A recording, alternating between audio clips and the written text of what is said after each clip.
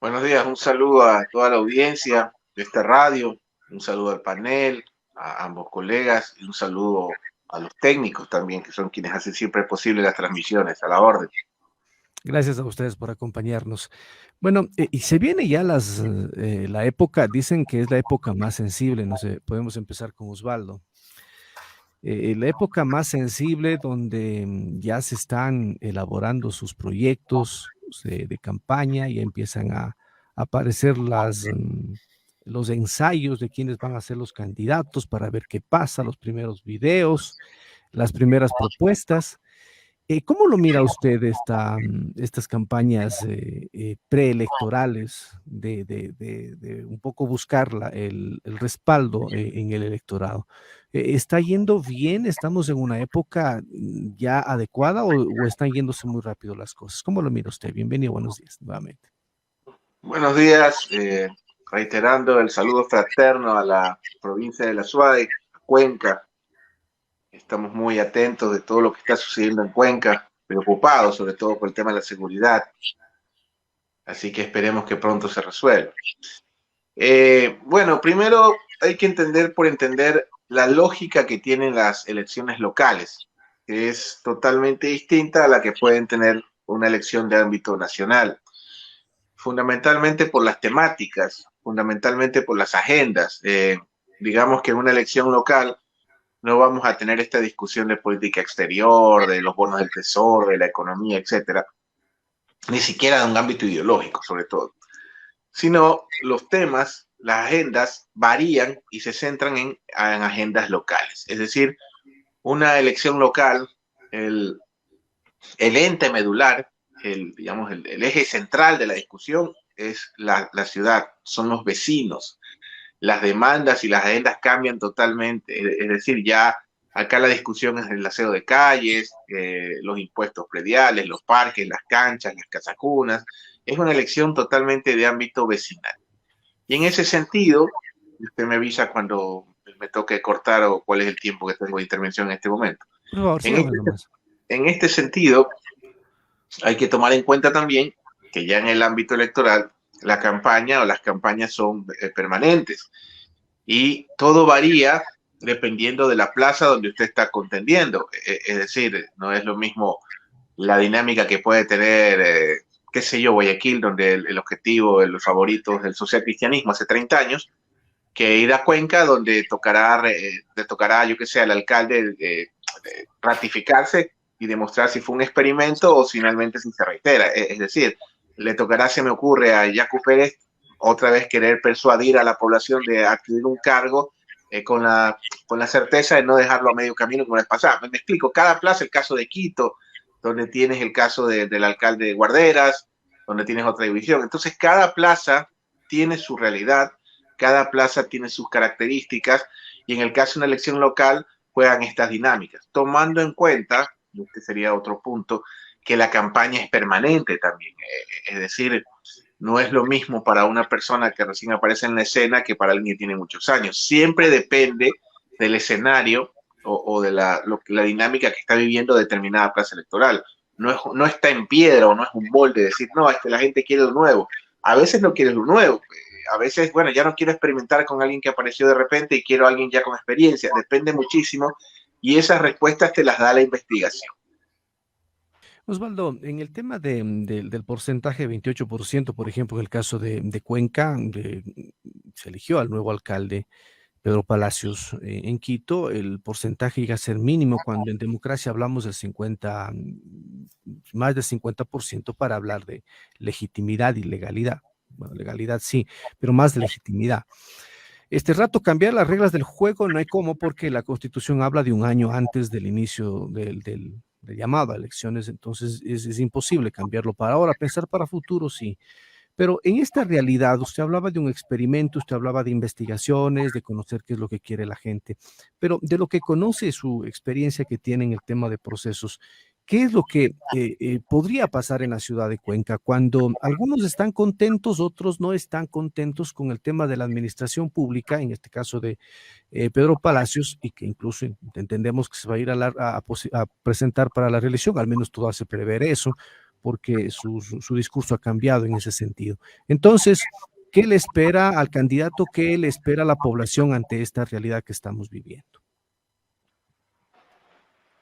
Ok, mire, en ese contexto hay opiniones divididas, ¿no? Yo al menos creo que no es un problema de orden cuantitativo, no es un problema de la cantidad de candidatos, sino es un problema de orden cualitativo, del contenido de los candidatos. Es decir, aquí no es un problema de cantidad.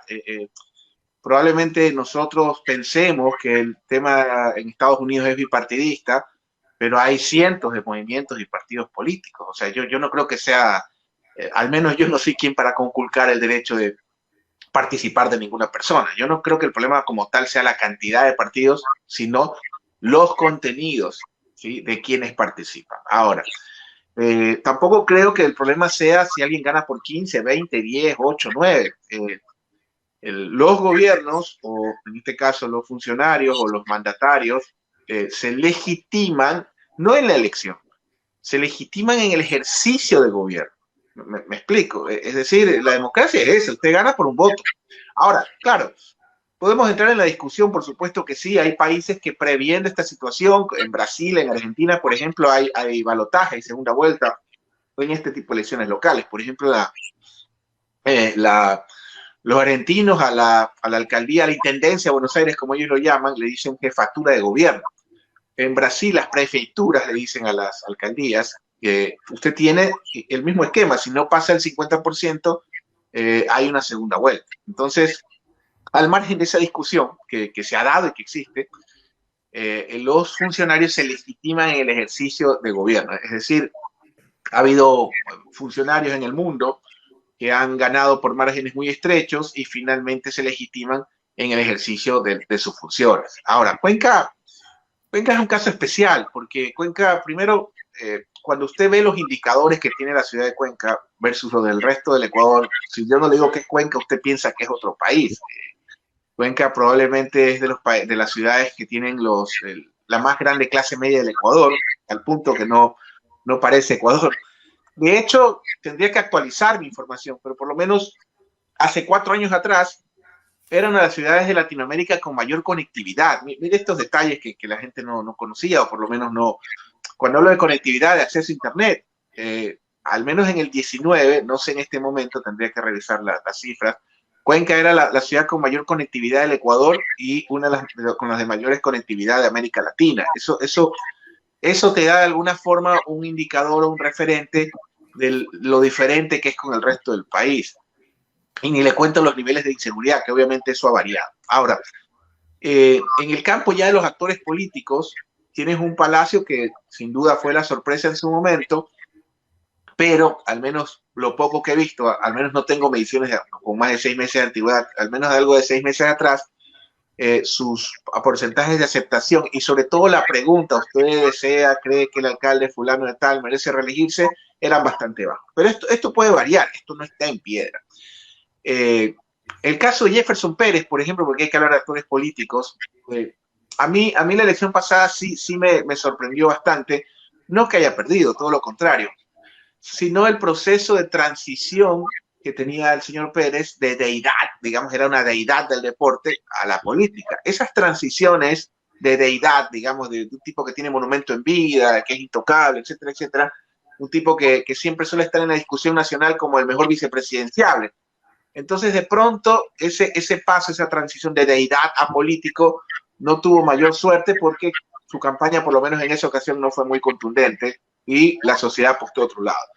Y tienes políticos profesionales, en algunos casos bien valorados, como el caso del exalcalde y exministro de Obras Públicas Cabrera, que digamos que es un político profesional y que en un momento en la discusión donde la gente te dice, bueno, ya hice el experimento con el empresario joven y no funcionó, me voy a lo seguro. Entonces tienes casos como el Corcho Cordero, como el mismo Marcelo Cabrera, que terminan siendo ya políticos probados, entre comillas. No vamos a entrar en la discusión si fueron buenos o malos funcionarios, pero a veces la gente apuesta al pasado. O sea, son cosas que suceden.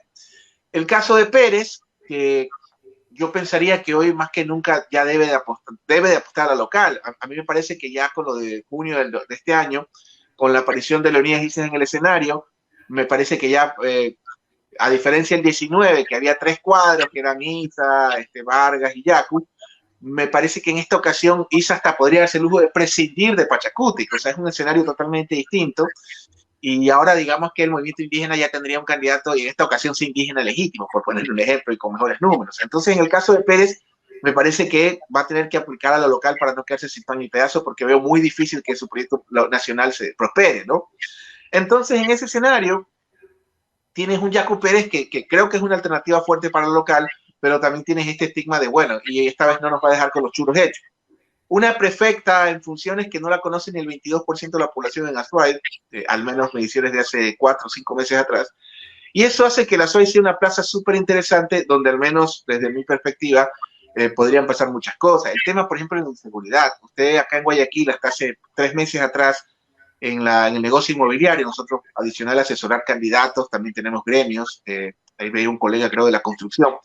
En el caso de Cuenca, por ejemplo, acá en Guayaquil hubo un repunte de gente que habla ya en la discusión inmobiliaria de irse a vivir a Cuenca.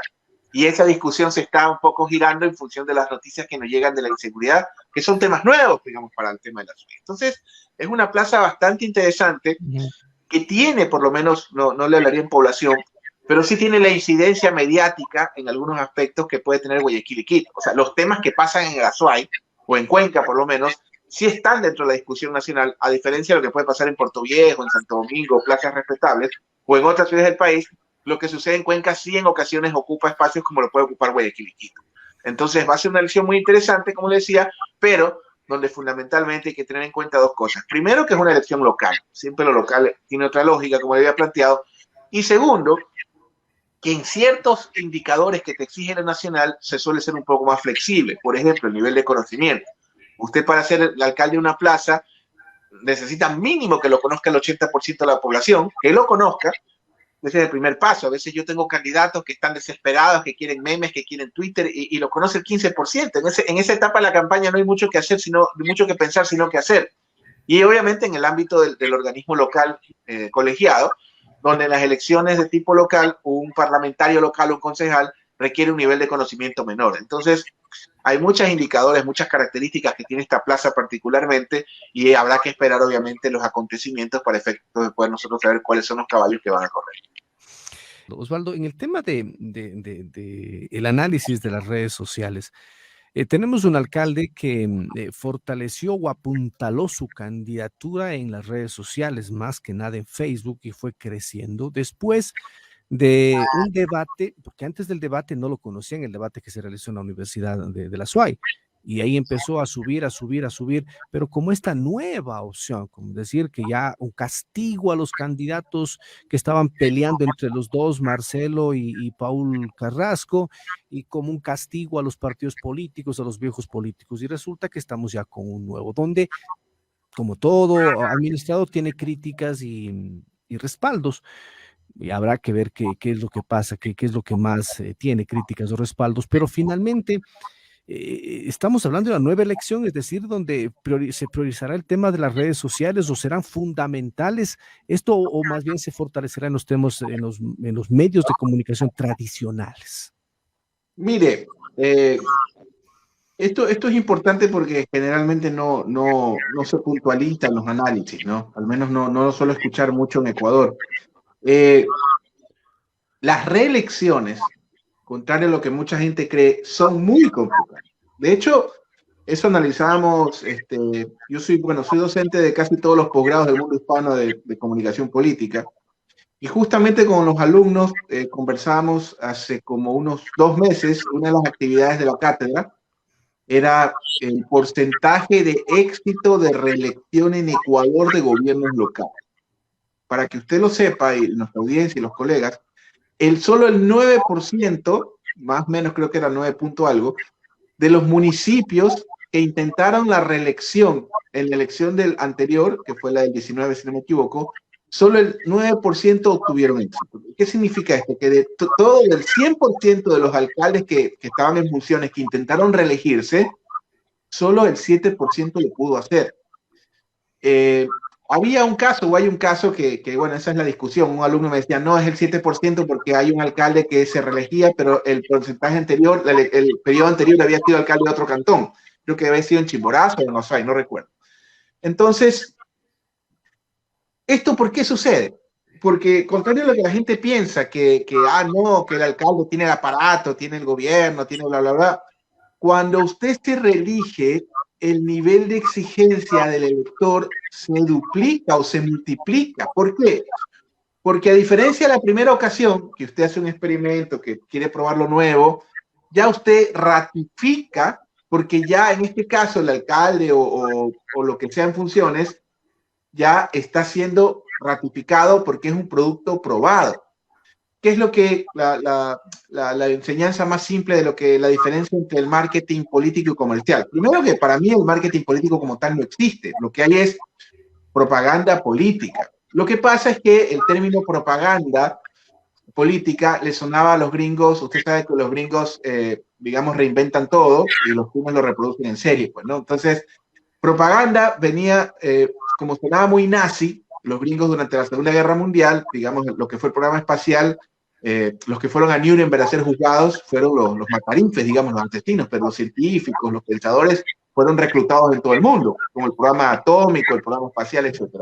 Y los gringos quedaron fascinados con el tema de la propaganda política de los nazis. Digamos que esto, en materia de comunicación, esto lo encabezaba Joseph Goebbels. Entonces, como sonaba muy nazi propaganda, le pusieron marketing político.